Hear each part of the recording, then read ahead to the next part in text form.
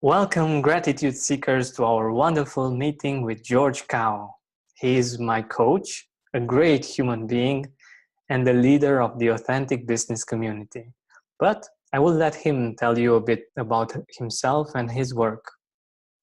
Thank you, Georgianne. I've been looking forward to being here with you and touching on this very important and deep topic of gratitude. I guess if there's one thing I'll say about me, is that I remember clearly as a child having several experiences of great gratitude for whatever reason. Maybe it wasn't even receiving anything, but it was just walking along in nature and just feeling this profound sense of gratitude. And I remember the earliest feeling that I had about my mission in life was to bring more gratitude to the world, because I knew how I felt when I was grateful. And I was like, wouldn't it be great if more people felt that way? Actually, I never told you this, Georgianne, but So awesome. Now you know. So it's very interesting that we're talking here. Yeah, it's great. And you can also share your message through this podcast with the world, with what you feel gratitude has helped yourself. I feel also like that because I had my own types of experiences, and this is one of the reasons that I'm doing this podcast. So I will be spreading this far and wide. Awesome. Yeah. So my first question is, if you have a quote on gratitude that you like the best, what is it, and why do you like it the best? It's a great question, and I had some time to think about it because you sent me the questions. And there are many, but one that really stood out to me was from Meister Eckhart. He was a mystic, a Christian mystic in, I think, the 1300s, 14th century. And he said, if the only prayer you said in your whole life was thank you, that would be enough. Wow.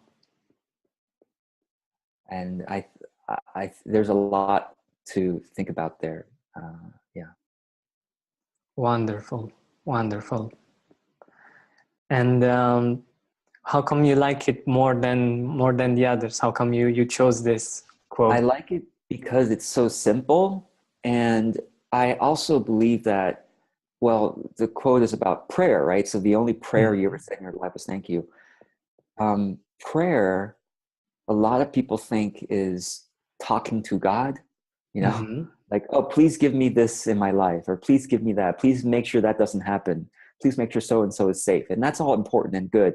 But I think the most important aspect of prayer is just being in silence, even in the presence of the divine, however you define divine, God, the universe, the nature, experiencing the divine through nature. But when you are in the presence of the divine and your divine connection, I think one of the most clear feelings is gratitude. And so I think that's why I think it's such a powerful quote. Wow. Yeah, I agree. It's really beautiful. And usually the wisest things in the world, the wisest sayings are simple. Yes.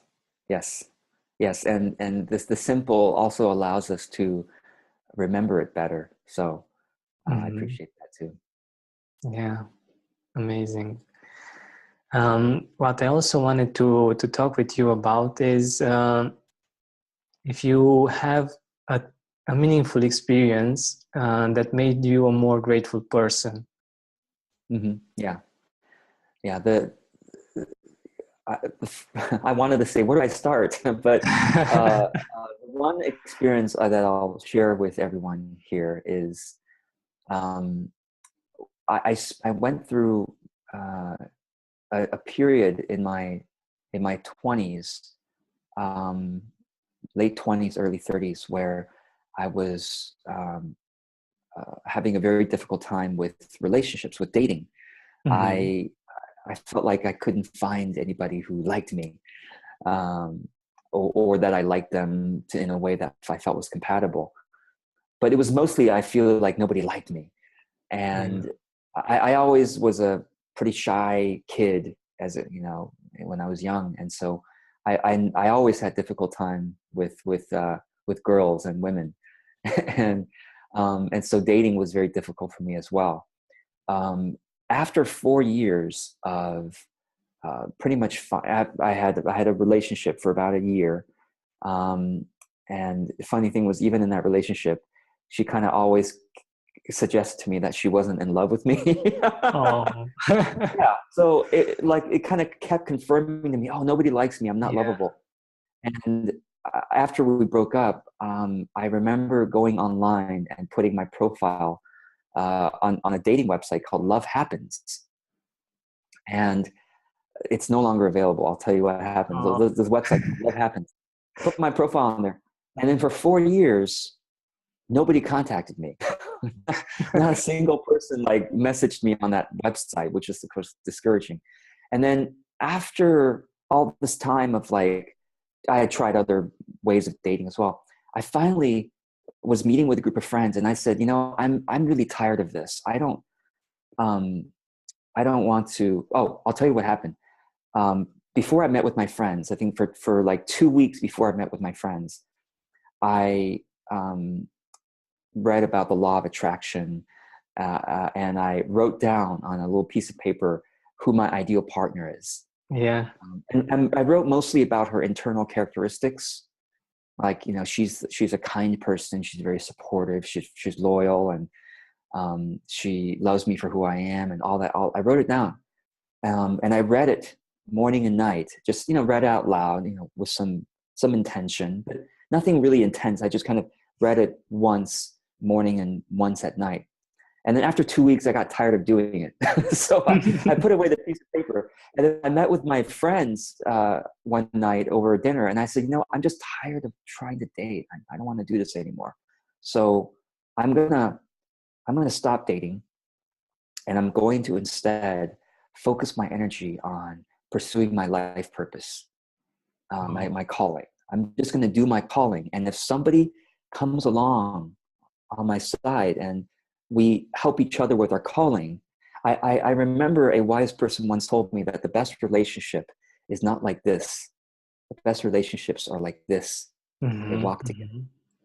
And I said, if someone can come along and she supports my calling and I can support hers and we make the world a better place, then great.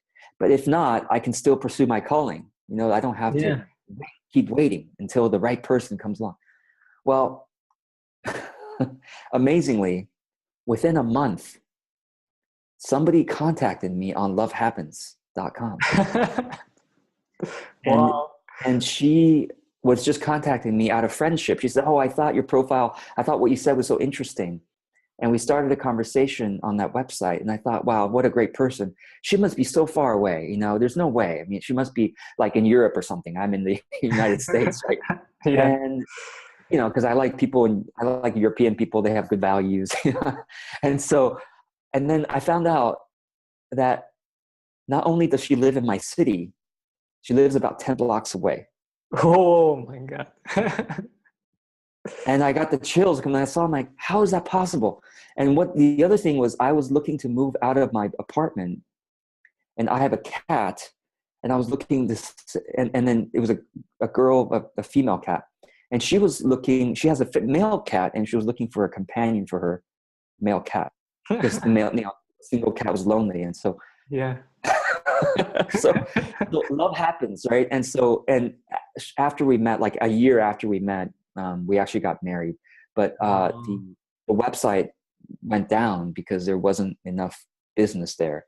And so I have to say, I know it's kind of a long story, but in short, I would say, just bring it back to gratitude, is that I look back at the time when I was struggling and meeting different people, and I'm so grateful that I didn't just go with anybody. but that I was willing to be patient, or maybe forced to be patient until I found the one that was right for me to be my wife. So if anyone's going through struggles with dating, especially with romance, just pursue your calling. Don't worry about the dating and let someone come along. Yeah, and also do the law of attraction work, right?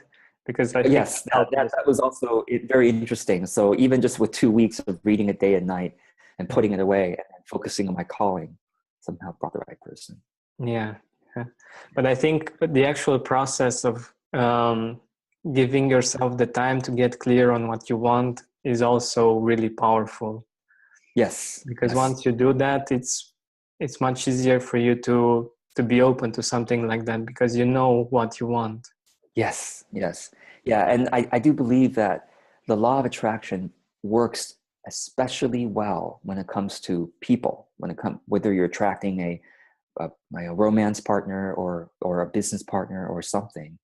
If you get clear, somehow some kind of invisible energy goes out. And yeah, so it is powerful. Awesome. What I also wanted to talk with you about is in your life until now and in business, how did gratitude help you? What role did gratitude play to get to where you are right now? Yeah. So I'll say two things briefly. One is that in work and business, as hopefully maybe everyone here has experienced, work and business is not always a single path up like this. You will not always have success every single day, every single month, every single year. Especially in business, the path is more like this, or more like this. It's very windy until you get to where you want to go. And I have been forced again to practice when things are not going well, to see if I can bring gratitude into my life at that point, because that's when it's most important, I think. When it seems we don't have things to be grateful for, to consciously and deliberately bring gratitude into our life. And of course, consuming your podcast and video on gratitude would be one of the tools to do that. And so if you are able to do that in a downturn, you will, number one, have less anxiety in your life. And of course, less anxiety is beneficial for your health, for your creativity, for your motivation to keep going. Because in business, if you keep going and are willing to try different things and be creative and not give up, you will probably get to where you want to go, right? And so that's, I would say, is one thing that I think is really important, to consciously bring gratitude into your life, especially during downturns. But the second thing is, recently I started using a website called patreon.com, patreon.com, to take my client fees. When clients pay me, now I go through patreon.com. And what's interesting is that has transformed the transaction. Usually a transaction with money is just, I have services, I give you my services, you give me money for that. But with Patreon, it reframes it as support. I'm supporting you with my services, with my heart, and you are supporting me with the finances and with your heart in there. And so I think that brings more gratitude into my transactions in business, interestingly. So, yeah. That's amazing. I also think that when you are, when things seem to be going down, if you only focus on what's going wrong and on the hard things that come up, it's really hard to get back on track. If you choose to see, okay, all right, this doesn't work that as I thought it work, or things don't seem to be going as fast as I would like them to go, but still I have this business, I have I'm doing this work, I'm making a difference, or I know why I started it. This is one good way of being grateful, to remember why, right? Yeah. To Yeah. remember why you started on the path you started, and to Yes. feel grateful that you helped so many people Yes. along the way, even if things Yes. are not great right now. That's right. That's right. If things are not great, be grateful. Yeah. Good quote. Yeah. Yeah. I should write it down, because Even if things are not great, you can be grateful. awesome. I'm really going to use this if Me it's too. okay with you. Oh, please do. And I'm sure I'm not the first person who said that. So Maybe at one point yeah. someone will come and I will ask them, okay, what's your favorite quote on gratitude? And they will say, I like George Kyle's quote. That's the best for me. I heard it on George and Benta's podcast. Yeah. Awesome. So what I also wanted to talk with you about is how you would talk with your younger self about gratitude. What message would you send to yourself, like 10 years or 20 years or 30 years back? And how do you think things would have been different if you were more grateful in the past, if you Oh my gosh. chose gratitude earlier in your life? Yeah. Wow. Great question. Um, Truly, the older I get, I would say that is one of the key lessons I've learned, is that we can be profoundly grateful because there is a power, there is a force in our life, outside of our life, that is profoundly taking care of us and giving us just what we need. Um, some people call this force God. Some people call this force the universe. Some people call this force synchronicity. But I really, I mean, notice in your life, you will get just what you need, and you will never be without what you need. And that's the key, is even if you don't have something you want right now, you have what you need right now. Mm-hmm. You have what you need right now. And this is not to say to not strive and to have ambition and to want more and to have goals. And that's great. Yes, continue to envision what could be even better for your life, for the world. But it's this dance between envisioning what can be better, and every single day you can envision what can be better, and at the same time, as you work towards what is better, be grateful for what you do have now that allows you to work for what is better. And so I would say that to my younger self is, even when you don't have what you want, because of course, as you get older, you tend to have more resources because you have had more time to build resources.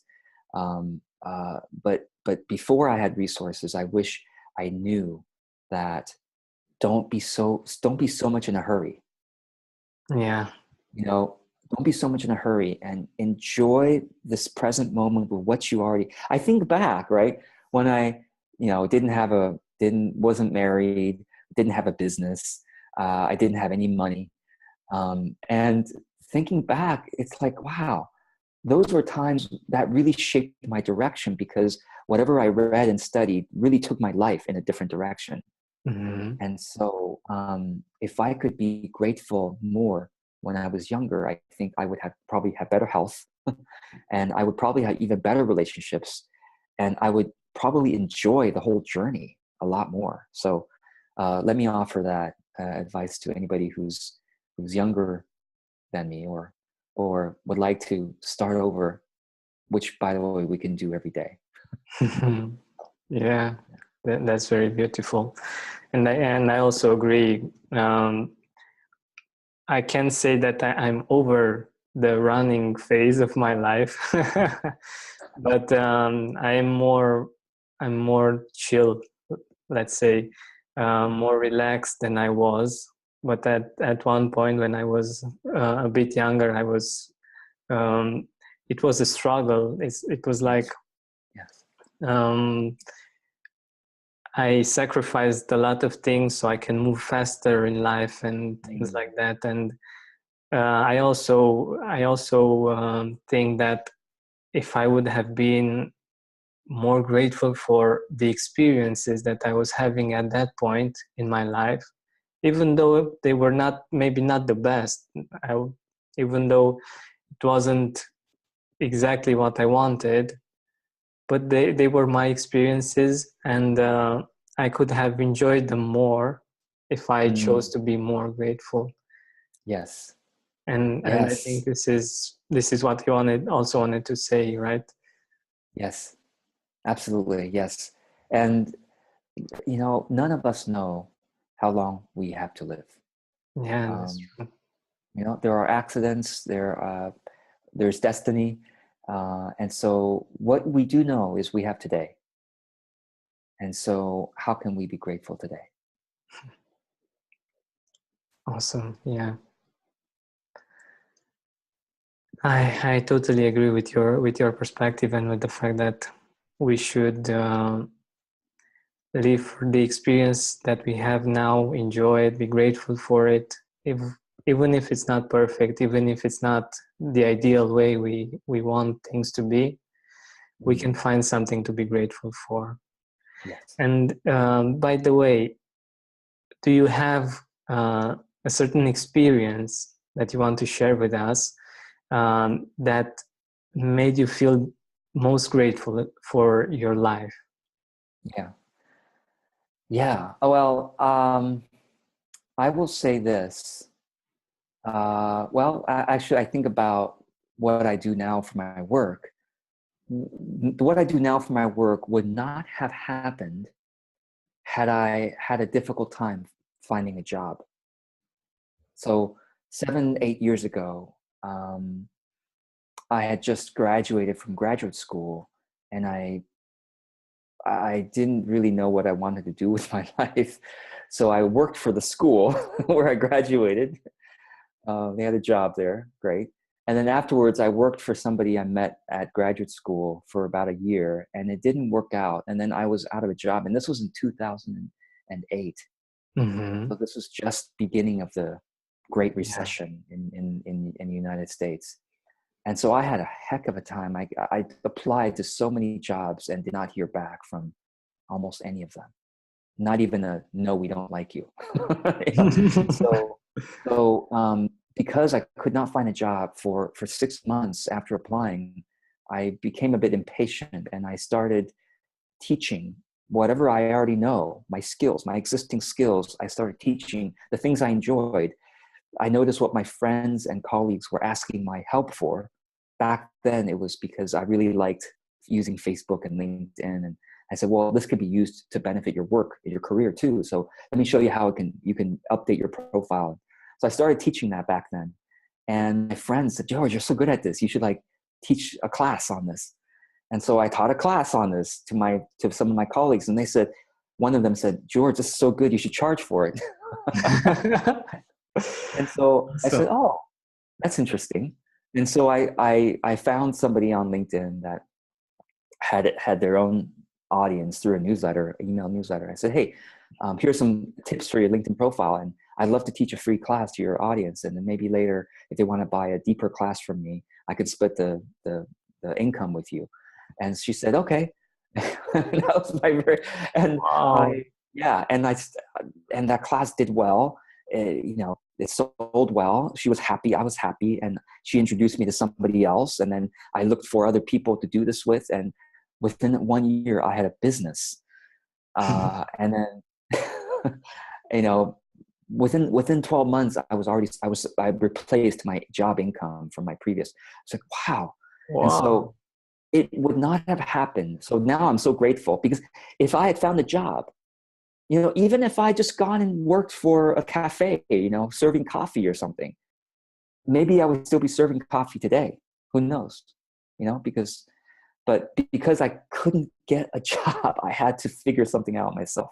And I think that that's something I noticed that life tends to do with us. If we are not willing to make a change in a certain direction, life first gently tries to get us to do it, and then more and more forcefully will make us go in the direction we're supposed to go. And we should be grateful for that. And so now I look back, and now, of course, I'm super grateful. Back then, if I had this podcast, I've had deliberate gratitude to say, okay, how can I look at the situation as a blessing? Mm-hmm, mm-hmm. Wonderful experience. And I'm sure that there are many people that are grateful for the fact that that happened, that Yes. you are a teacher and that you help them and their business, and much more than it would have been helpful for you to serve coffee, I think. Yes. Yeah. So, in my opinion, being grateful isn't something that's really easy to do for most people. It's a habit, and it takes practice. Yes, And I wanted to ask you if you have something in your life that you do consistently to feel more grateful, an activity, a practice, or people or experiences. Mm-hmm. Yes, I do actually.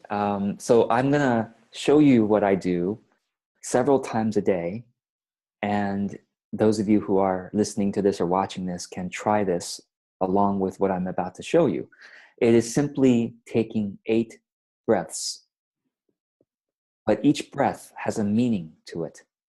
When I say 8, I mean in is 1, out is 1. So really 4 complete breaths. Okay, so let's try this right now. So this is something I do when I start my workday, and then something I do several times during the workday. If I'm coming back, I took a break and I'm coming back to work, I would do this. Or if I'm feeling less than positive, I will also do this. So, at any given day, I might do this 3, 4, 5 times, maybe more if I need to. So here's how it goes. All right. So it's so simple, 4 complete breaths, right? So let's do this together. Yes, let's do this together. So on the first inhale, what I think about in my mind is I think love. And I think literally as I inhale, I literally am breathing in molecules of love and infinite intelligence. I do believe that the universe is made literally of love and infinite intelligence. I think one day our scientific instruments will discover the truth of that. But breathe in love.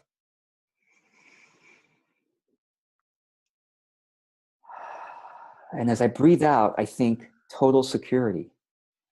Because I think you and I, truly, if we understood the secrets of life, we will know that you and I have complete security. We don't never have to be afraid.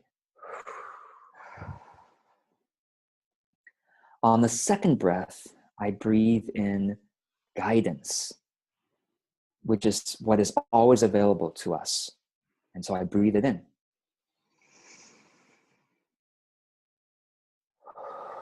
And on this breath out, I breathe out gratefulness. Gratefulness for the guidance. So this is the second complete breath now. And then the third complete breath in, I breathe in energy or strength. Mm-hmm. And actually on this third complete breath, I am more forceful about it because I'm breathing in strength and I'm breathing out gratefulness for the strength. And then on the final fourth complete breath, I put my palms together. Actually, I forgot to say, usually with my first 3 breaths, I'm touching my heart with my 2 hands. But on the fourth breath, I usually put my palms together and I breathe in purpose. So I actually think about, okay, as I put my palms together, I think, what is my purpose in the next 15 minutes, half an hour, whatever it is I'm doing right now? What is my purpose? And I breathe out gratefulness for the ability to pursue my purpose. and that's it. Wow. So that was 4 complete breaths, 8 in out, in out, in out. If you count that, it's 8.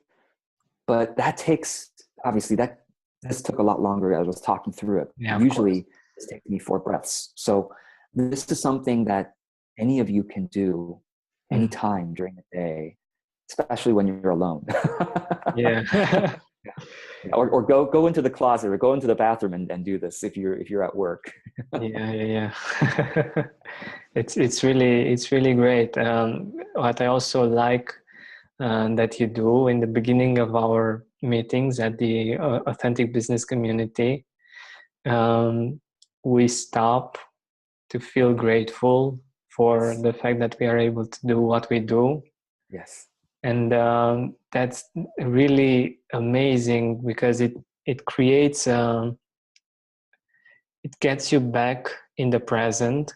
Mm-hmm. And it disconnects you from all the problems, all the things that you had to do until the meeting. Yes. And it focuses you on the being grateful for the experience that you're having at that moment. Absolutely. And I think this can be done in different situations also. When you begin doing something, to just take 10 seconds or even 30 seconds or a minute if you have it, to just feel grateful for the moment, for the experience you're about to have, for the people you're about to meet. I think it sets the tone for what's going to come next. Yes, absolutely.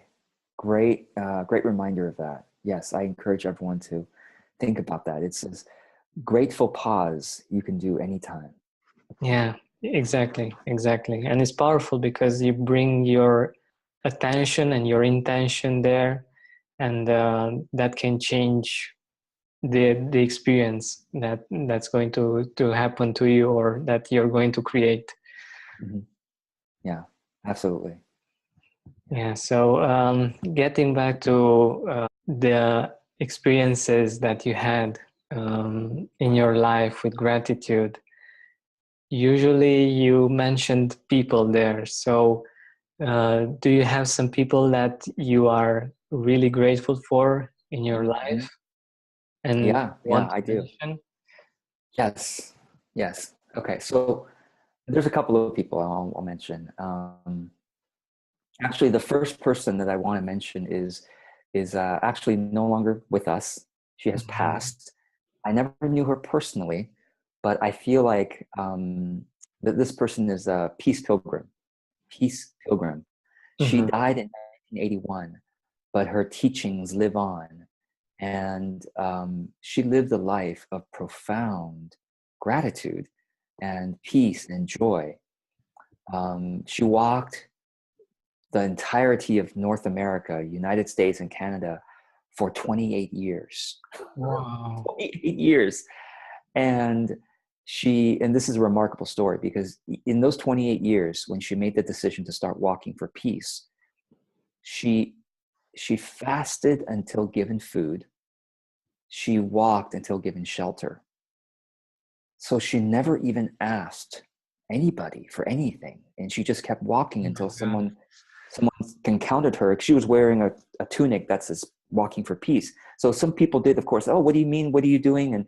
And when they got to talking, she was so wise. I'm sure people then offered, oh, will you please stay with me? But she never asked. She just kept walking. And many times she slept in the forest or on the cement or in gas stations, many times. But she did for 28 years. And she was the most joyful person. And her teachings live on. And her book is freely available. And I have been so touched by her, especially her audiobook. I highly recommend it. You can go get it at peacepilgrim.org/book. peacepilgrim.org/book. Highly recommend it. So I'm so grateful to her because I've been listening to her audiobook regularly and just feeling so grateful for it. The second, like I said, the second group of people I want to mention is my clients. My clients and my members in the Authentic Business Community allow me to keep doing the work that I do. And so I'm just incredibly grateful every day for them. And the third person I want to say is Georgia and Benta. No, really, I'm grateful for you because now that I've been on this podcast, I can't wait to listen to it. This podcast that you're doing, that you're putting out into the world, I would say is kind of like, you know how we take vitamins for our health? Yeah. This is kind of like vitamins for your heart Mm-hmm. and vitamins for your soul. Mm-hmm. And so I'm going to listen to this podcast, other speakers and other people who you interview, because I think as we become more grateful by using tools like what you're putting out here, we truly touch the reality of life, what life is truly about. Yeah. We become more grateful, we become more joyful, and I think it also helps with our health. You know, our physical health becomes better. So it's not only a vitamin for the soul, but it's a vitamin for your body, I believe, as well. So thank you, Georgian, for doing this. Thank you. I really didn't expect this. It's amazing. And I'm also grateful for the fact that the life experiences that I had brought me to this. And I also feel that this is, from some points of view, more important than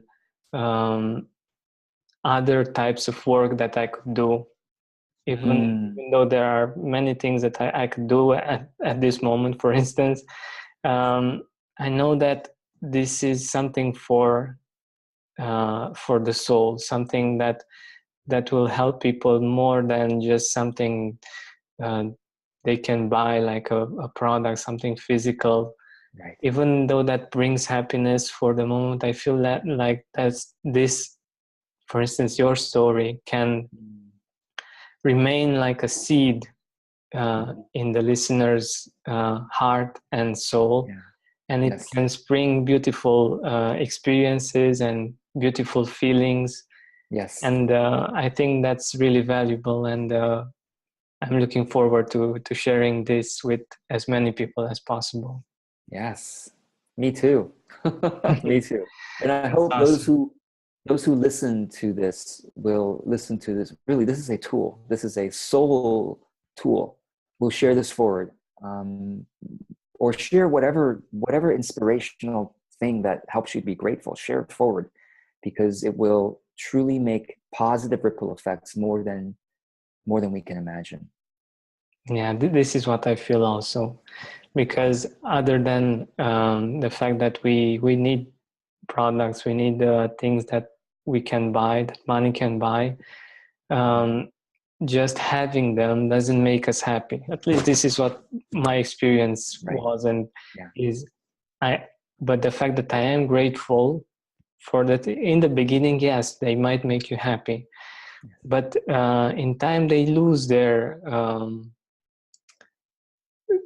capacity to make you happy. And it's about you and making a decision to be grateful for what you already have. And it's not just it's the relationships that you have, it's the beautiful things that you have in your life. And I think focusing on them makes us happy, much happier than we could ever be from anything else, actually. Yes, I agree. So we're coming to the end of this wonderful interview. And what I want to ask you is, where can people find you? Where can people see your work? How can they get in touch with you? Yeah, my website is probably the simplest place to go. www.georgekao, my name, georgekao.com. That's GEORGEKAO.com. And there you'll find my articles, my videos. If you want to connect to my social media profiles, they're there as well. So I welcome anyone to check it out if they're inspired to. All right, perfect. So if you want to know more about George and to get in touch with him, see his wonderful audio and video and written materials that he has on his website that he gives away freely, you can check out his website. This is all for this episode. I want to thank George for accepting my invitation and for this beautiful surprise of including me in his list of people that he's grateful for. And I'll see you next week. Thank you, George. Thank you.